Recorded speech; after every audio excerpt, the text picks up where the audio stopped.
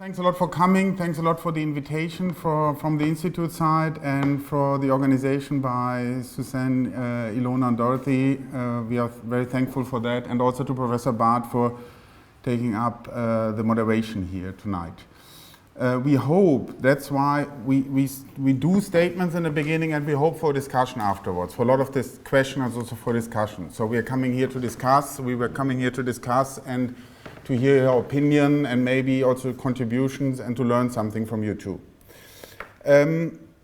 Why are we here actually? The three of us, and András was very helpful in organizing our 3 days here in Budapest. We are here for 3 days until tomorrow, and for a kind of fact-finding mission to learn about the Budapest trial. To learn about the Budapest trial, why? On the one hand, to develop a European perspective on two political topics. One is what we call collusion between, maybe more on that later by Liz, on collusion between state security service and fascist and neo-Nazi movements around Europe. We have similar cases in some other countries.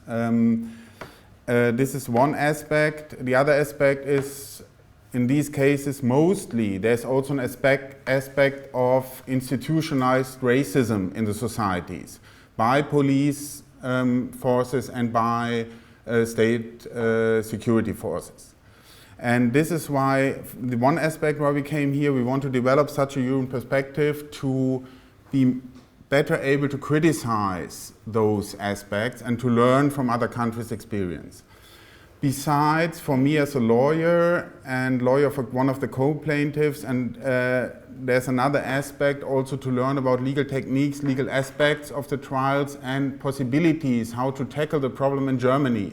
So for example, on the European level, how did other lawyers in other countries deal with similar cases? To give an example, we are in close contact with a lawyer in Turkey working for co-plaintiffs in a Hrant Dink trial. That's a trial about the murder of an Armenian intellectual in Istanbul in 2007, where three secret services watched the murdering and somehow agreed with it.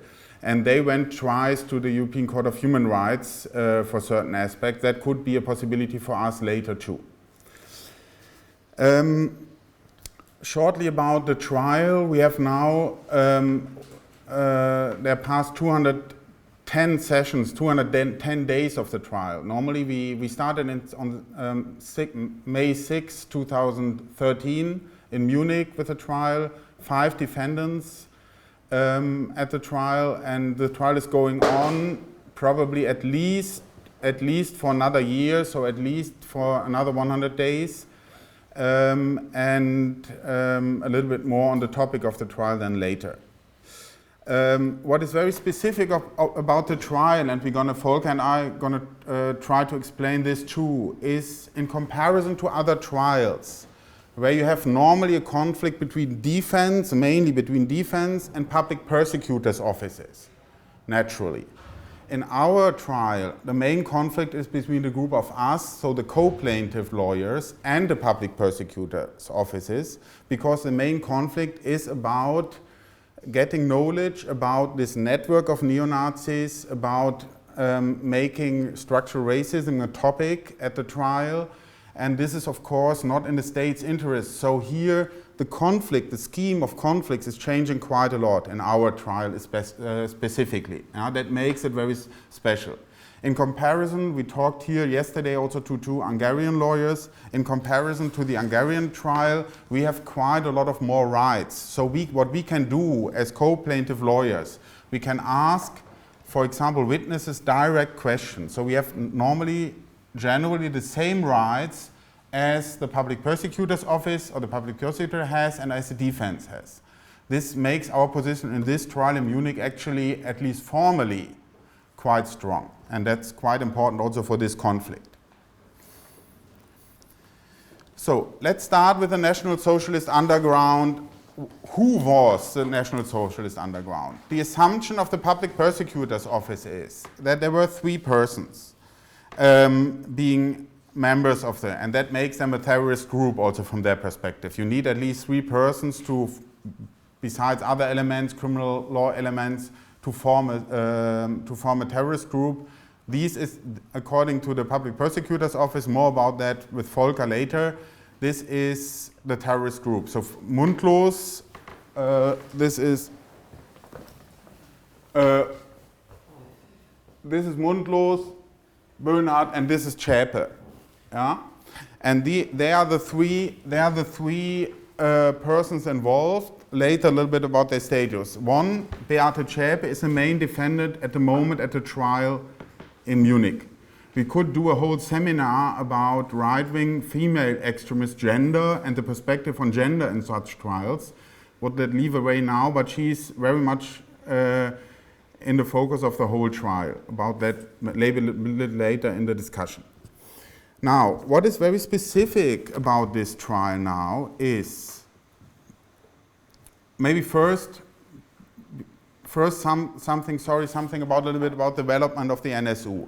The NSU was a terrorist organization that went underground and they called it go underground. We have a lot of discussion also during the trial, also with the media about definitions, about that also a little more later. They went underground 26 January 98. Why? Because in a garage in Jena in East Germany, a university town in East Germany, they started to construct bombs, and they also already did use some bombs before 2 or 3 times in Jena and on different places. There was a police raid, and then during the police raid they went underground. They were already then very active neo-Nazis, very well-known neo-Nazis, members of a local group, very strong local group in Jena, and members of a network in the state of Germany, Thüringen, at this time the most active and strongest neo-Nazi group in Germany. Very important, and this is the first link to Hungary. We have some links to Hungary here too. Very important is that they were part of a European-wide network of neo-Nazis called Blood and Honor. Blood and Honor was, at first place in music network, neo-Nazi network, buying music around Europe from different mostly illegal neo-Nazi groups, and earning a lot of money by that, and quite an industry. And they had a militant arm called Combat 18 for Adolf Hitler, which was Blood and Honor is, you know that probably, the concept of the SS during Nazi time, so they directly reflected concepts of the Nazi time. They were part of this international network, which is quite important because Blood and Honor was and is still quite strong in Hungary. Why is this network so important? Because by this network they were provided weapons, the ideological infrastructure, let's call it, because there were several guidelines during that time how to form a terrorist organization, how to use weapons, how to use bombs, in which way, whom to attack, how to hide, how to finance yourself. All this was published in kind of international guidelines within the Blood and Honor network and was provided throughout the network, throughout Europe. And they used it in a quite astonishing way, nearly word to word realized it in Germany. All these concepts are very well known to the secret services. Every secret service officer working on right-wing extremism in Germany had these concepts on his computer, on her computer. Very well known. One of the concepts imported from Sweden said, for example, mentioned the example of Swedish, in the 80s now, beginning of 90s, of a Swedish Nazi who tried to kill about 10 migrants by shooting at them. No one was killed finally, some were heavily injured, and he financed himself by bank robberies, by using a caravan and a bicycle. This is very important because this is exactly what the NSU did later. Not very inventive. They just copied it, the concept, and realized it in Germany. Yeah? So this is why this network is of quite an importance for the whole case. Then what did they do later? They did then move, and we wouldn't call it go underground. I tell you, Volker will tell you, explain a little bit more later why. We wouldn't call it go underground. We would just say they moved to Chemnitz in 1998 because they moved into one of the, at that time, the most important, city-wise, the most important Nazi network or Nazi subculture within Germany, in Chemnitz. And they lived there in 4 different apartments before going on to Zwickau in 2001, before starting the attacks. In this Nazi network, what we know, they were supported by the 3 blood and honor leaders in Chemnitz. One of them at the trial said, for us, there was no difference between before 98 and after 98. Why? Because we did the same things. We went for barbecues with those 3, we went in the same bar, and so on. And during that time, state informants all around in this Nazi movement in Chemnitz.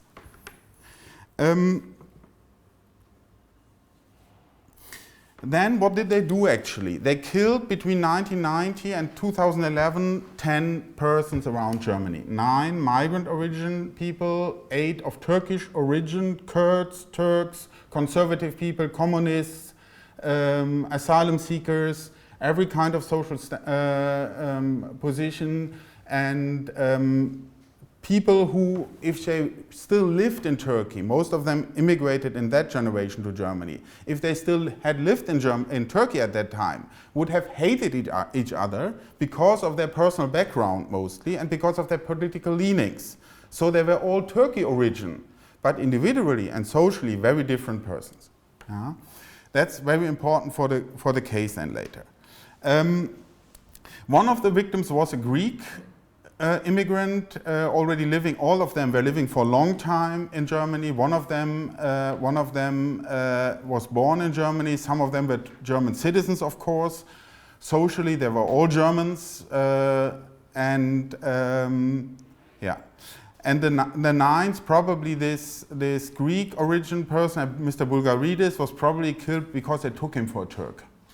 So a little bit an Ottoman influence, let's call it like that. Then the 10th person, and this is very interesting because it's not solved at all, was a policewoman of German origin, a policewoman in the south of Germany. What they besides did is 3 bombings, I'll show you a little bit later on the map where this was, and 15 bank robberies, exactly as the Swedish Nazi some years before. They financed themselves mainly by bank robberies, besides by financial support by blood and honor networks, e.g. by concerts, by earning of blood and honor concerts that were then finally financing part of their underground living. That's why a lot of people say, oh, it's only music. No, it's not only music. It's transporting ideology in its worst way, and it's often used to finance exactly these illegally armed activities again. Let's have a short look. Maybe that's better for those of you who are not very... They came here from a little city in Thüringen, close to here from Jena, 1,000 inhabitants. What they did then, they just went to Chemnitz, 100 kilometers to the east, moved to Chemnitz in 98. They left a list in the garage with all the supporters, which supported them later in Chemnitz, which somehow was lost for some years with the Federal Office of Investigation in Germany, and just was redetected then in 2011 when the group finally was also found out about. Then later on, they moved. This is an old industrial city in 300,000 inhabitants. They moved later on to a little place, to 100,000 inhabitants, to Zwickau. From there, they went everywhere to murder the people and to do the bombings. What the robberies, they did partly 7 of them in Chemnitz, so directly next to where they lived, and 5 in Zwickau, and then others in East Germany in the north. So this is East Germany, and here starts West Germany.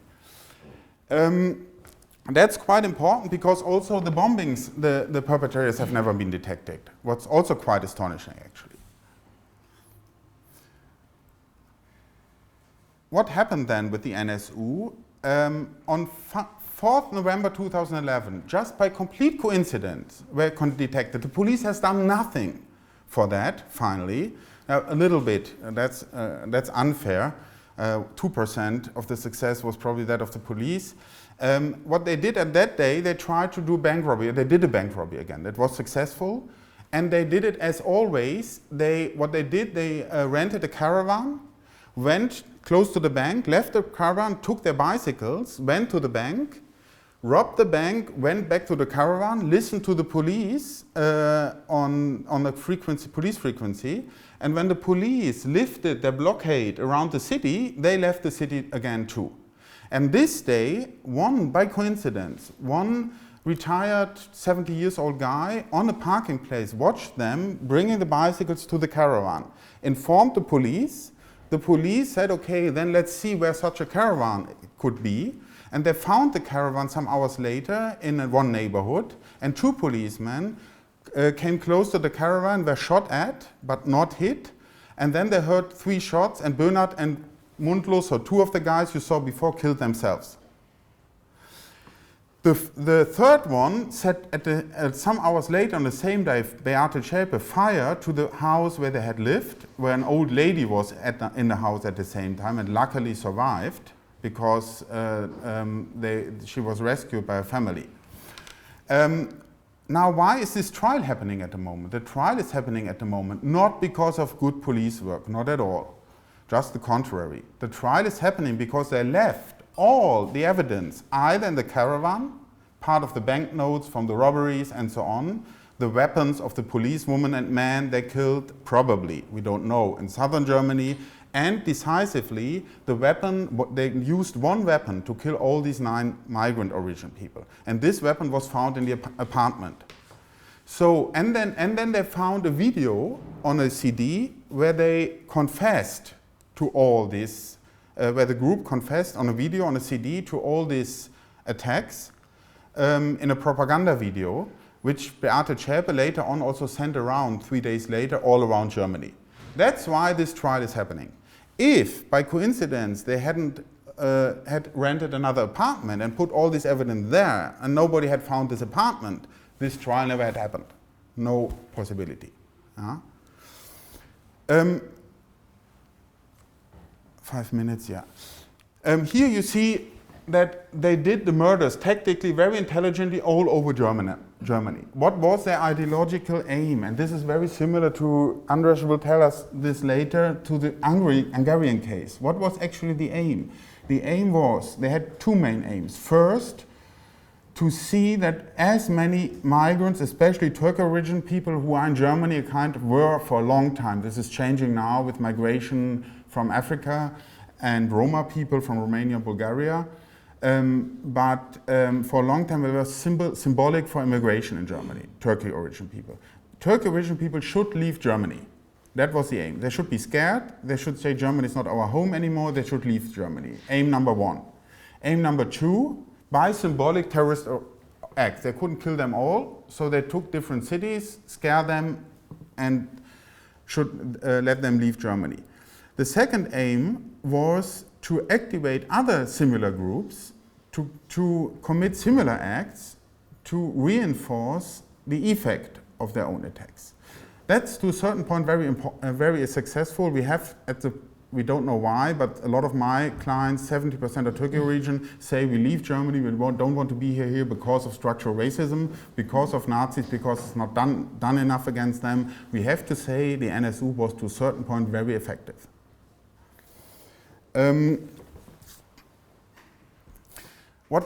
The last aspect I want to mention is the structural racist aspect connected to this map. What was very interesting was that until 2011, nobody had a clue that this was, at least not at the police, and they were important, of course, investigating or not investigating, that this was a Nazi group murdering. It was not like there were no leads to it, but what they did, they only suspected the families and the environment. So it was either the mafia or the PKK, the Kurdish left-wing organization, or the Hezbollah, an Islamist organization of the east of Turkey. Or it was a family, because Turks normally tend to kill their wives, according to German police. So, or it was a family problem. Yeah? So every racist aspect you could find in German society about Turkic origin people was used to blame the families. Even that the families had no contact to each other, didn't know each other, non-family knew one of the other family, so they couldn't really be in connection. The only connection was they were immigrant origin people and there was a weapon, the same weapon, that's all. And on the other side, and this is important for structural racism, my last sentences now. On the other side, it's very important to know that there were a lot of hints to the Nazi movement. It was not that there were not leads to the Nazi movement. For example, I give you one example. At the most important bombing, Kolbstrasse 2004, they bombed with they put a bomb within the most important Turkic origin street where 95% of the shops are owned by Turkic origin people in the Kolbstrasse. People of very different decent Islamists, left-wing, Kurds, again the same. The whole panorama of Turkey lives in the German way at the street. They put a bomb with 10,000 nails like this. By complete coincidence, nobody was killed. 28 people were heavily injured. The whole street was traumatized for 7 years because the police, in an incredible racist way, followed them, suspected them, and so on. In this, here there was, once the secret services did a good job, they sent a report to the police saying that this bomb was very similar to a bomb used in London in 1998 by David Copeland, a person very much connected to the Blood and Honor network in the UK, which is actually originated from the UK, and killed 3 or 4 persons in gay and migrant environments in London. And the bombing, the style of the bomb and everything was very similar. What did the police do? And that's very important now for motivation. If we talk about structural racism, we talk about motivation to do something or not to do something. And very important for the motivation here is they just searched around Cologne and said, is there somebody in Cologne who could build such a bomb? There was somebody, by the way, which we know now, but they say, no, there's nobody in Cologne, okay, then that's not possible. What they did with the Turkish origin people, as they didn't find any proof for an involvement in Germany, they went to Turkey. They went to the village of where my client, the husband of my client is coming from, went to the village and asked those old friends of him, does Mehmet Kubaschik has a connection to drugs and cocaine? There was no hint in Germany for drugs and cocaine. They asked him, and the family of my client was excluded from the Turkish environment except of close friends completely for 5 years, both in Dortmund and in Turkey, because of course people suspected, if the police comes combined with the Turkish police unit, then there has to be a certain truth in it. So the families, and that's my last sentence really, were traumatized in 2 ways. First, by the racist attacks of the fascists, and then by the extremely structural racist investigation of the police, which traumatized them a second time. A lot of them saying we are actually not really at home in Germany anymore. And when we are on the street, we don't feel secure because we don't have the feeling that the German police protects us. Thanks. Thank you, Carsten. Okay. What I will do is coming to one of the main conflicts within the trial and also totally neglected by the media, which is the question of network or cell. There are different kinds of networks, but networks tend to have nodes. And I just show you some examples. All of these are kind of networks. And the question about networks and cells is that there's a different belief system behind the public prosecutor, the judge, the co-plaintiffs, and the defendants. And I'm coming to this in a minute because I first want briefly give you an idea of what the security structure in Germany is looking like. First, based on the experiences with the Secret Service under National Socialism in the 1930s and 1940s, by and large, the allies, and in particular the US-American state, were insisting on the separation of police and security services in Germany. So we have, on the security side, all in all, we would have 23 secret services in Germany, but I don't spoil my time with all those. Just to mention two is the Federal Office for the Protection of the Constitution and the state offices in the different Länder or states within Germany, the state offices for the protection of the Constitution. And I will refer, on the next slides, I will refer to them as OPCs. And then I will give you the respective name. I promise that I don't go into too many abbreviations. And we have the police authorities. So unlike the Secret Service, who is allowed to, at least for the moment, we are currently discussing a legislation on how to use informants within the secret services. The police are only allowed in particular circumstances to refer to informants, just as in cases of an immediate threat to the public and or during a criminal investigation. Which is to say that for this particular constitutionalized, or if you will, constitution-based regulation, most of the right-wing organizations, the informants of right-wing organizations are aided and coordinated by the security services. So, what is the conflict about cells and networks? This is the understanding of the public prosecutor or attorney's general office, that what we are looking at, if we are looking at the NSU case, we have 3 persons, 2 of them are dead. Then we have some people around them, but by and large, we have the core group. There's no need for further investigation. We just go step by step through the trial, and then we are satisfied. It is for this reason that the public prosecutor, who should, on a normal level, go for asking questions for details, they remain by and large quiet. If you would be blind, you would not know that they are there, by and large.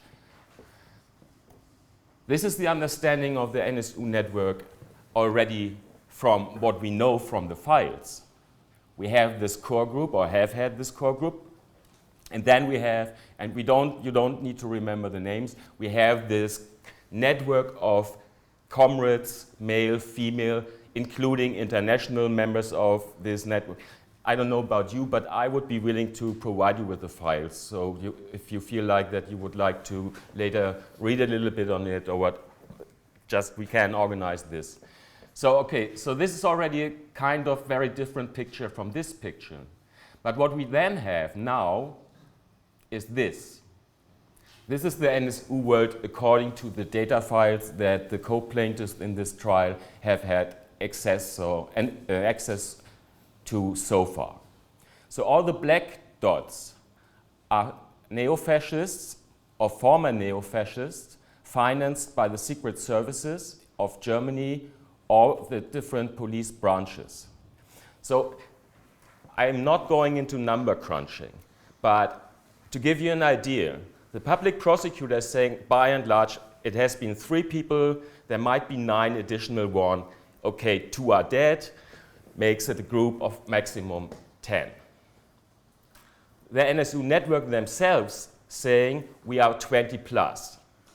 And then if you add the informants, we have a group of something like 150 to 200 people, out of which almost every 3rd one is financed by the secret services of Germany.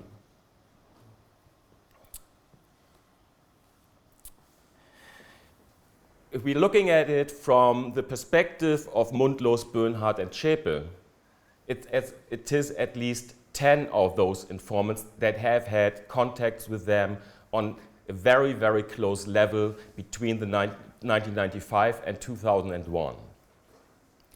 Which is to say, and all those informants, to make this very clear, have direct and constant contact on a monthly basis at least with their 80 who's doing this business within the Secret Service, especially for one reason, that they need to get their money in cash. And it's, for us, this refers to what Carsten has been saying, going underground. This is a joke. They knew about the whereabouts. Another hint, also from the data files, from the files of this trial, in 1997, there's an internal paper by the federal police complaining about all those different domestic secret services, that they are by and large undermining in the investigations that have been done, not only by the federal police, but also by the state or Länder police forces, in a way that the federal government, as one political responsible body, was aware of that something is going wrong between the police level and the secret service level, and that this relates to right-wing activists. And thirdly, and this is something which is very, in the meantime we know this, very usual for secret services, even looking back at German East and West history, that those files, once those two dead bodies were found in this caravan, the Secret Service, the first thing he did, he went back to his or her respective offices and started to delete files about informants that were close to, around to, or part of NSU. This is what we don't know only from our files in this case, but what we know from this parliamentarian research groups that have been set up. And again, it was and still is, some states like my state, Berlin, is still refusing to open up one. The Brandenburg state is not willing to, and come to it in a second, why this might be the case.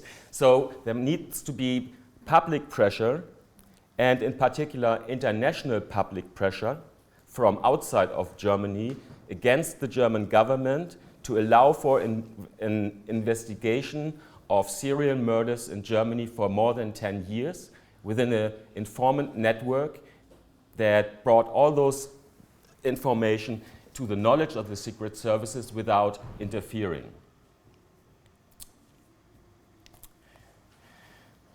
It's broken, okay. You can forget about the names, but I just want to give you an idea who those guys are. Out of those 20-something informants, for some we know their cover names, and for some we even know their real names.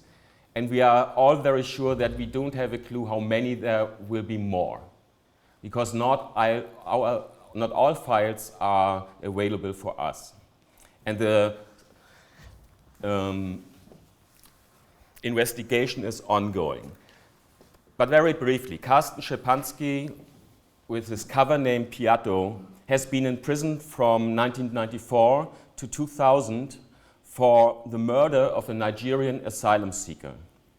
And while he was in prison in Brandenburg, he has been recruited by the OPC, by the Office of the Protection of the Constitution of Brandenburg, already there. Already in the prison, he started spying on other prisoners. He organized weapons. Once he just left the prison, and the next days, what he did, he organized weapons for an attack against anti-fascists in the very same year he left prison. There were no criminal proceedings against him. Already in 1998, which is to say still in prison, he reported to the OPC that another guy, who was the leader, one of the leaders of a Nazi music band called Honor Saxony, was about to organize weaponry to the NSU. So the term was already established, the abbreviation. Back then, the current head, the head of the OPC in Saxonia today, was the AD of this Piatto in Brandenburg. A very smart guy, Gordian Meyer-Plath, also claiming to be a kind of scientist, publishing a lot about right-wing extremism. He has been back then the AD of this particular informant.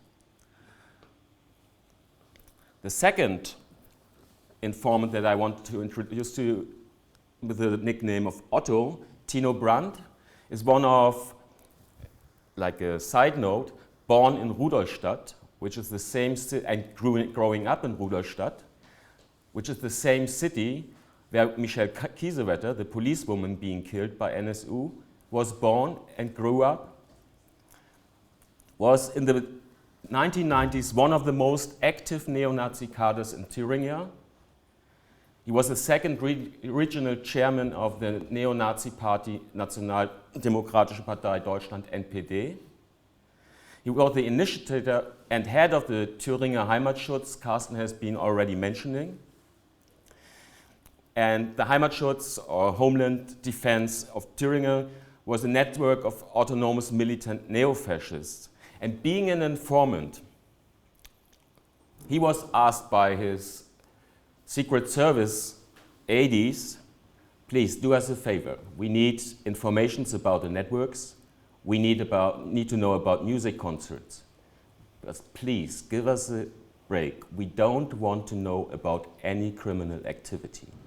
Don't tell us about criminal activities, because we are kind of under pressure, because it's not really clear whether we are allowed to allow you to commit crimes. If you don't tell us, we don't have a problem. This is what we in German call a Freifahrtschein. This allows you to do everything because you know you get the backing of the Secret Service, and vice versa. He was an informant like Piatto starting in 1994 until May 2001, when it was discovered that he is an informant, and then officially at least the connection with him was stopped. Why would one do this? According to Tino Brandt, he received, and it's proven, something like 100,000 euros between 1994 and 2001.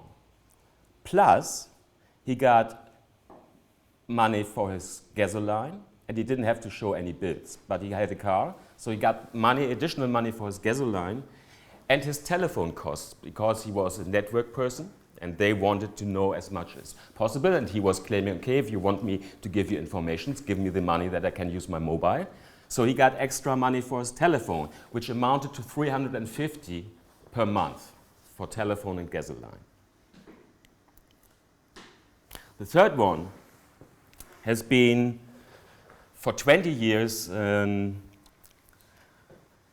informant of the federal OPC office. And he was, in 2006, the founder of a Ku Klux Klan group in Germany, within which two members were police officers, one of them a leading police officer, who were working together in the same unit with Ms. Kiesewetter, the police officer who finally has been killed by the NSU.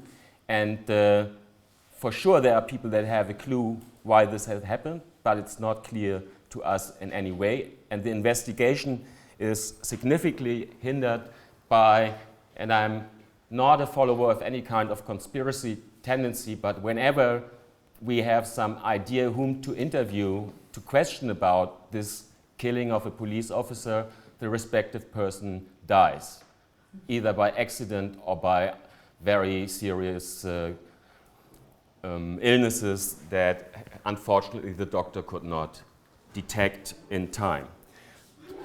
To bring I agree on this complicated story with a lot of names and so on to the end, Karoly or Thomas Richter,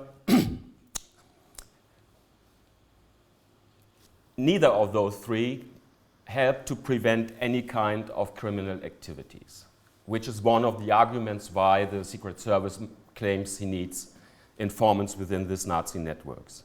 There were 35 police-led criminal proceedings against Karoly or Thomas Richter, none of which led to anything. He got, poor guy, only 300,000 euros within the period within which he was working for the Secret Services. And, but he also got support in one particular way, which is that the German Secret Service asked foreign circuit services to allow him to cover in a different country to protect him from German police. Plus, the Secret Service, when the police raided his apartment and took away his computer equipment, which was worth some €1,000 back then, the Secret Service bought new stuff for him so that he can go on working with his informed work for the Secret Service. I'm not going, no, I'm lying, I will, but briefly. How much? 2 minutes? 3 minutes.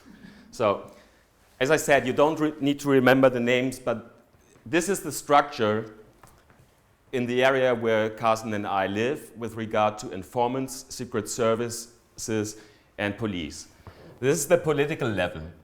Our Senator of the Interior, the political opposition parties,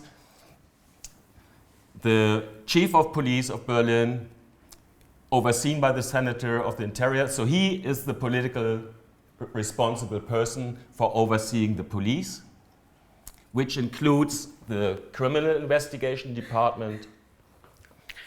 And here's the Brandenburg OPC, the Secret Service of Brandenburg. And this is the core NSU group. We just have seen Mr. Piatto, aka Mr. Carsten Szypanski here, as one informant for 6 years with this secret service. Here's another informant who claims to be, he's no longer a neo-fascist, but is also not talking about the networks he was in as a neo-fascist, because he claims that his former police investigation unit, for which he was an informant, told him not to talk about anything, and he feels afraid of to talk about anything because he might then lose the support of this respective police unit. And we have another neo-fascist who has been working for 10 years, also for the police unit, the criminal investigation department. And if you're looking at how those people are interacting with each other, then one can refer to this Tino Brandt, who said, you know, I got a lot of money, but I didn't use this money for private purposes. I gave it all into my fascist organizations to strengthen them, to buy weapons, to make them more powerful, that we can follow up. So thank you very much, Secret Service. You allowed us to build up a network that otherwise would not have been into existence. And I'm leaving it like this. Thank you.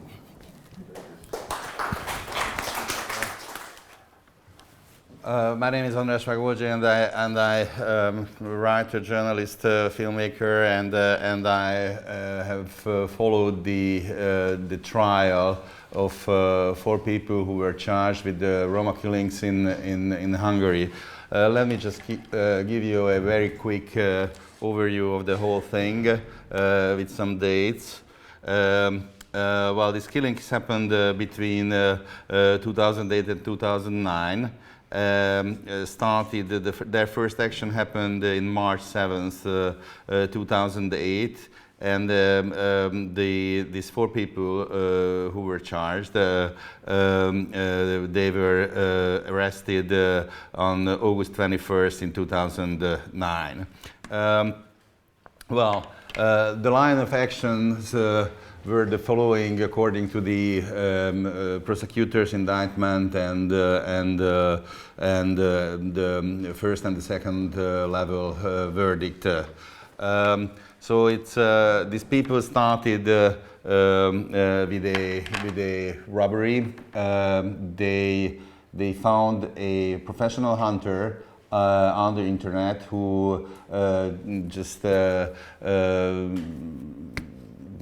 advertised a couple of his weapons, what he wanted to sell on the internet for specific hunting sites, and one night in March 2008, these people masked themselves as a police commando, so they had like tactical gear and ski masks, some stuff, and 4 people raided the hunter's house. They were tied and their hunting weapons, 2 shotguns basically, and 1 Mauser with a bullet was taken. Their first attack happened in Debrecen. Debrecen is like the 2nd largest city in this country, and there's a big refugee camp, and they started their actions at this refugee camp, randomly shooting on the buildings at night, and some Kosovar refugees were hurt. Then they went on with these attacks basically like once in every month during the summer and early fall of 2008 when in a place called Tarnabod they have mistaken things, and they wanted to shoot at especially on so specifically on houses owned owned by Roma people, but they made a mistake and they shot on non-Roma people's houses.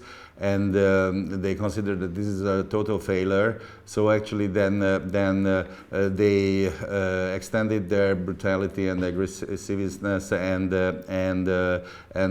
tried harder actions. So it's targeted shooting on people, not just shooting at the houses, and using a little bit of KKK tactics, like dropping Molotov cocktails on the roof of the house, and while the people trying to escape from the burning house, and they shot them. Well, first a serious wounding happened in Alsó-Zsolca, which is a village near Miskolc, an industrial town in the northeast of the country. And then the first killing happened early November in a place called Nagyécs, when 2 people died in the shooting. Actually, up until then, the police never considered this as a part of serial attacks. All the time, you know, local police forces, like the police forces of the different counties, made the investigation, and in their reports they said that their suspicion is that this is a kind of internal revenges, vendettas between Roma people. Probably Roma loan sharks try to get their money back from these people, and that were their explanation. So after this double killing in Nagyécs, that was the time when the investigation got centralized, and then the police also demanded information from the secret services. The police and secret services are also separated in this country, just like in Germany, and their ties are not always a very cooperative tie. Late February 22nd, in 2009, in a place called Tatárszentgyörgy, which is not very far from Budapest. Actually, it's like a good 50 kilometers from here. In a place in the end of this village, stayed the house of a family with 3 children. And they used the tactics that dropping the Molotov on the roof and people trying to escape from there, and then they shot the father. The father was 27, and he was holding his young kid. He was 5 years old. then it was absolutely a sort of a national outrage. It was in the media. On the first place, the police investigation was a very, very lousy one and very opinionated and very traumatic for the family.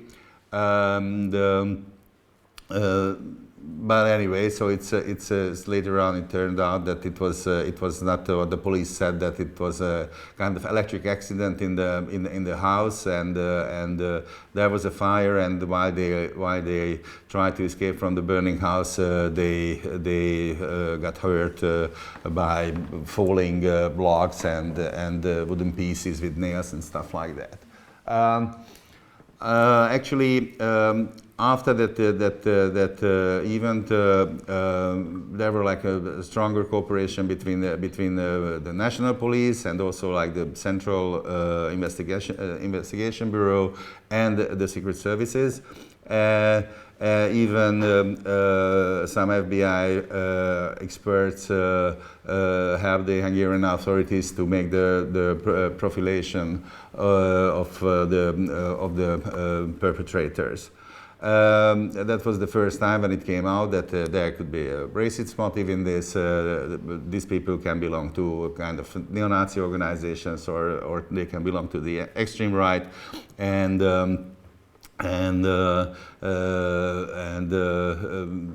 they can be connected to other neo-Nazi networks, and probably this is not just a group of, it's not just a very small group. And later, two more killings, two more killings happened. One in the night in a place called Tiszalök. Elder gentleman in his 50s was about to go for a night shift in a factory, a nearby factory where he worked, a chemical factory, and he was shot dead while he was going to his work, just before 10 o'clock or so, 10 p.m. And their last action happened in the summer, in August 2009, in a place called Kisléta. This is just just close to the border of Hungary with Ukraine and Romania. It's a very far end of the country, and then around midnight they entered the house. A 13 years old was wounded. Her luck was that the door of a cupboard just opened, and it has taken most of the buckshots, and she was seriously hurt, but survived. But the mother, she was sleeping in her room in her bed, and she was shot dead there. At the time, it was already quite obvious that these are parts of serial killings, and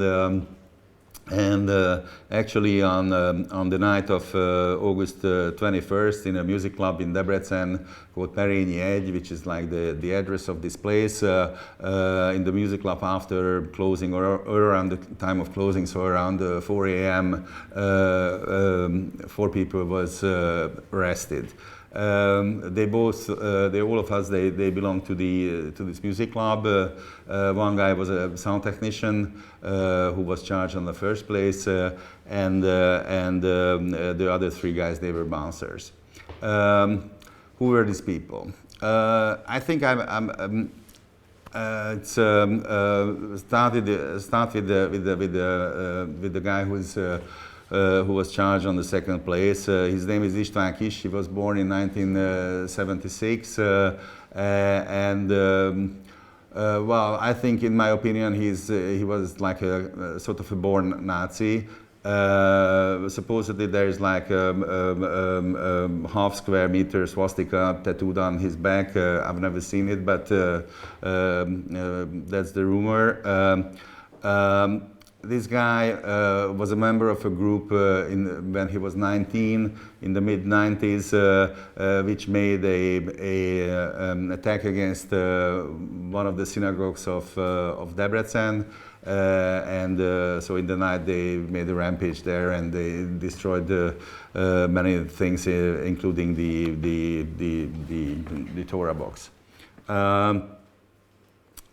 He was a member of a skinhead organization in Debrecen, which was called Véres Kard, Bloody Sword, and he was also a die-hard soccer hooligan of the local first Hungarian league soccer club, DVSC or Loki. That's the local name. This guy was under national security surveillance for like 10 years. The third guy who was charged, he was very much very much similar to this guy. They were close friends, same age. He has a tattoo, an 88 on the back of his skull,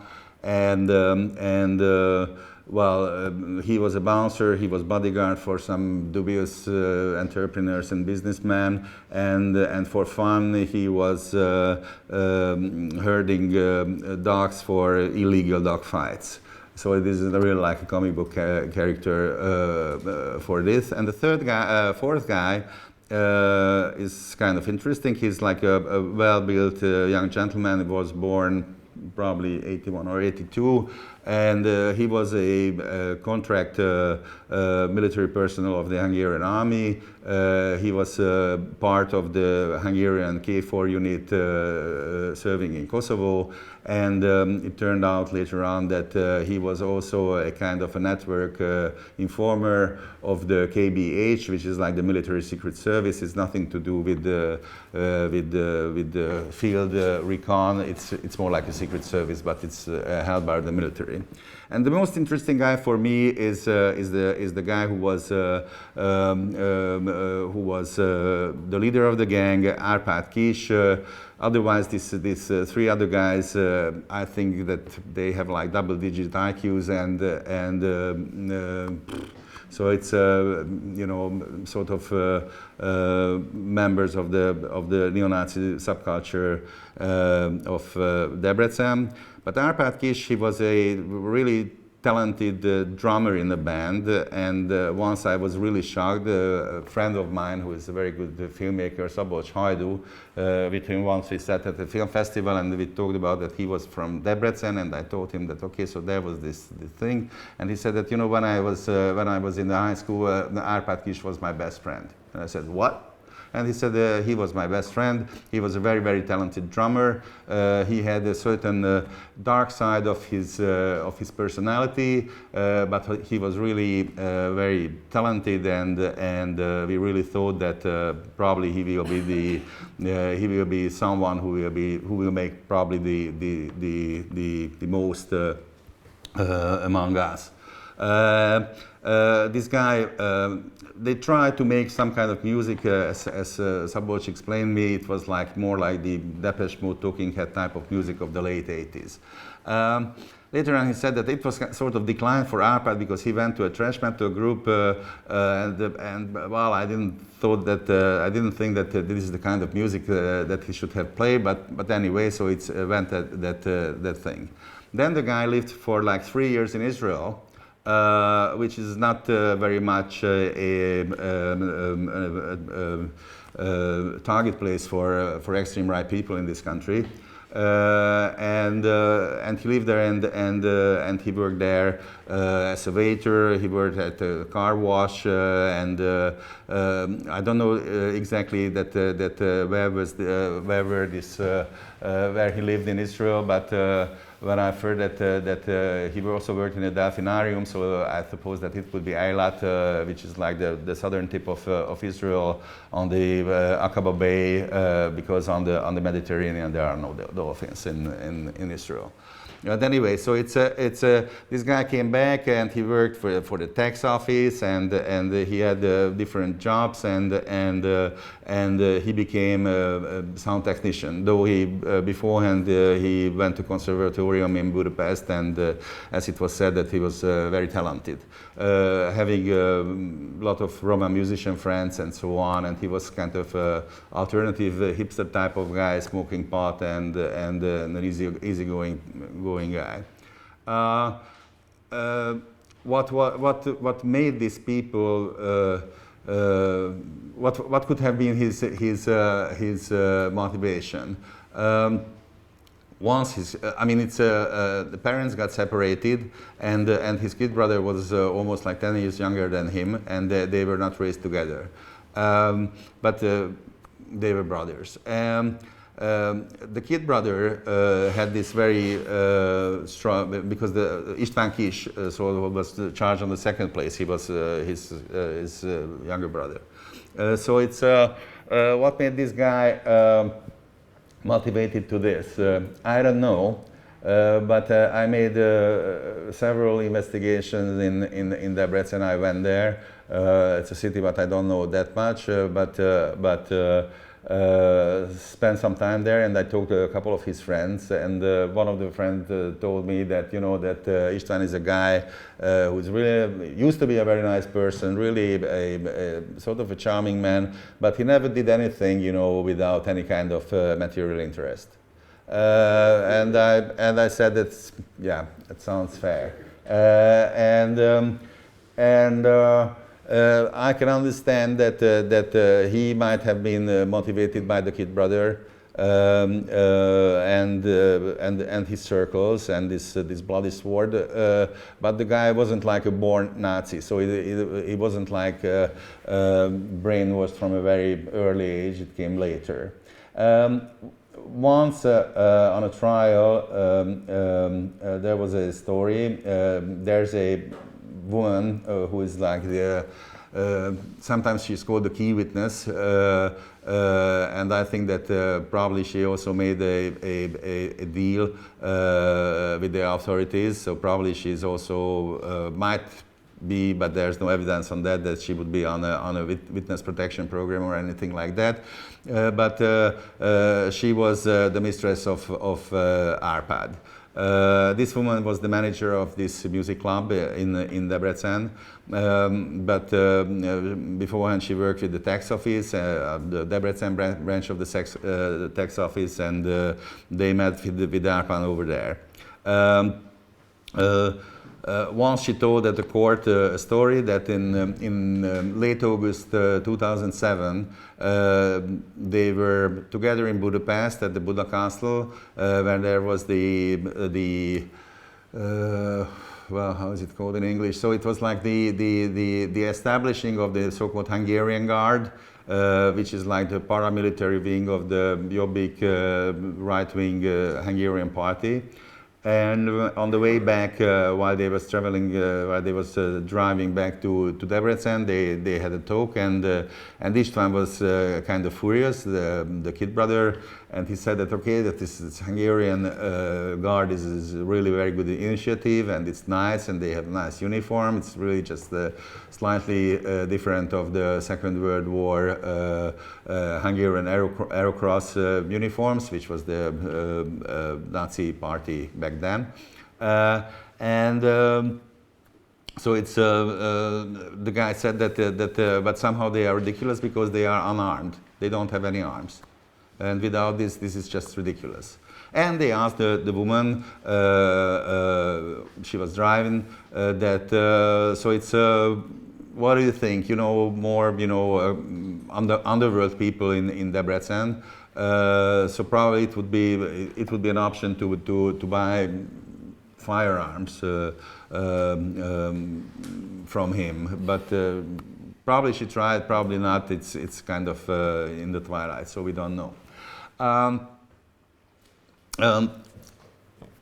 Carsten and Volker were talking about the Secret Service ties, and I would like to touch this issue too. So on the first place, we know that the guy who was charged on the fourth place, his name is Tosh, that he was a military personnel. He was dismissed. He quit the army, and also he was an informant of the military secret service.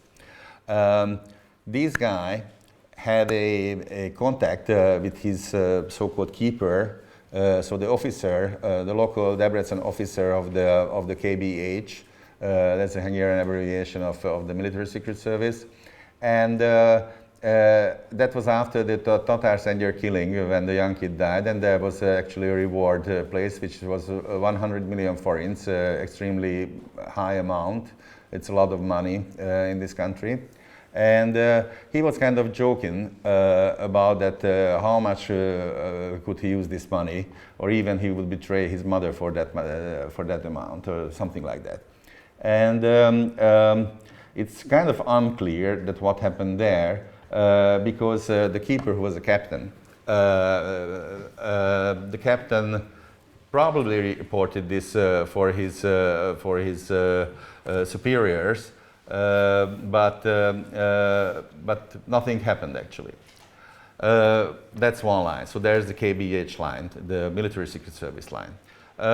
There's another line, and this is the civil secret service line. Nowadays, the abbreviation for the civil secret service in this country is AH, but at that time it was MBH, National Security Bureau, and since István Kiss, the kid brother, the charged on the second place, was involved in extreme right activities in the mid 90s. So he was under so-called national scrutiny. So it basically meant that his cell phone was wiretapped, actually, they already started a activity to get the firearms, and they used their phones, and they used altered language just a little bit. So it wasn't really a strong thing. But actually, the Secret Service stopped his surveillance 3 months after this line of accident started. So my time is over. But yeah. I wonder what you were all thinking, and whether you're shocked, whether your blood is boiling, or whether you knew all these stories before. Because I've been following these cases for a number of years now, and I'm still shocked, and I'm still angry, and I'm still learning more. Let's recap. 9 men of Turkish origin randomly executed around Germany. Their families traumatized by the loss of their loved ones, and traumatized again by the police investigation that treated them not as victims, but as suspects. In Hungary, 6 Roma, including a 5-year-old child, randomly executed, seemingly randomly executed, their families traumatized, double traumatized in the same way.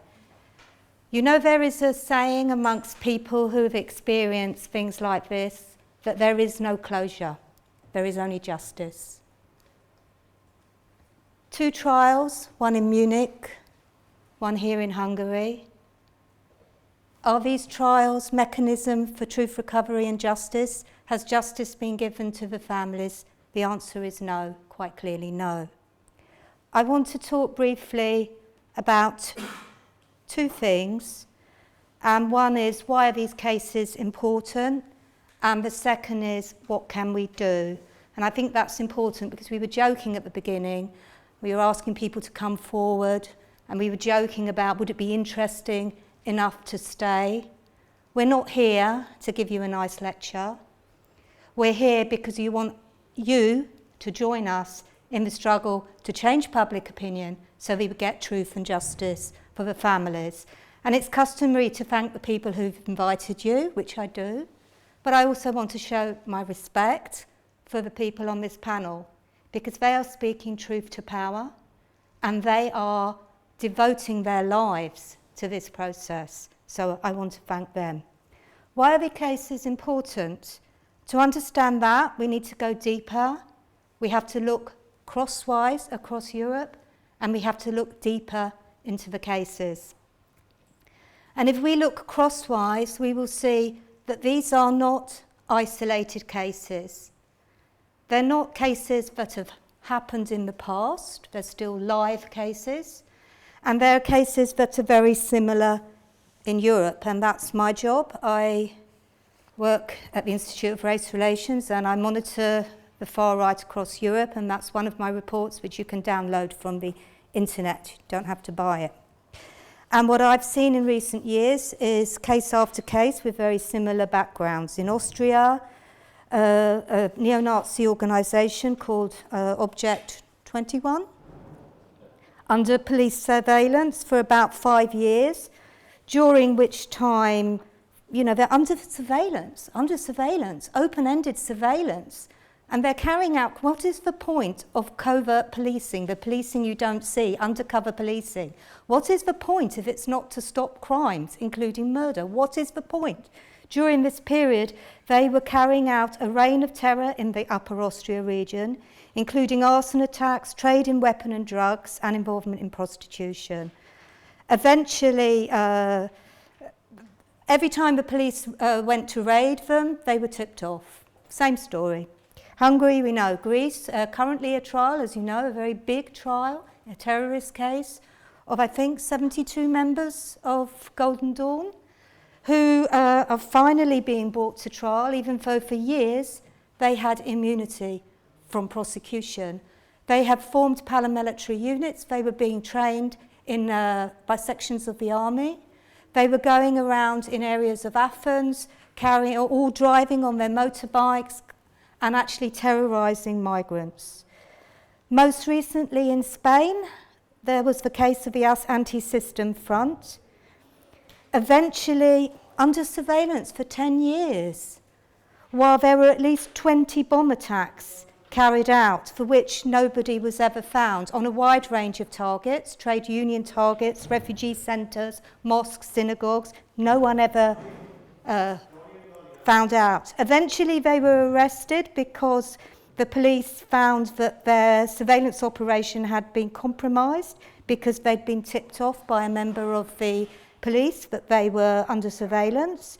They were brought to court, 18 members were brought to court, but the case collapsed when the judge ruled that police intercept evidence was inadmissible on grounds that phone taps should never have been authorised, as they were trading in arms online, and that the judge said, the trading of arms online is normal in a democracy. That was what the judge said. I forgot to point out how silly of me that 2 of the 18 were members of the military and 1 was the son of a police officer. And by the way, this trading of arms online, which was normal, one amongst the weapons seized during the police raids was a grenade launcher, terribly normal in a democracy.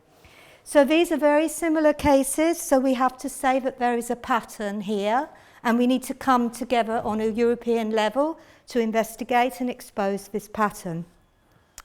The second reason that these cases are important is they expose another fault line in our democracies, which is the cesspool of racism.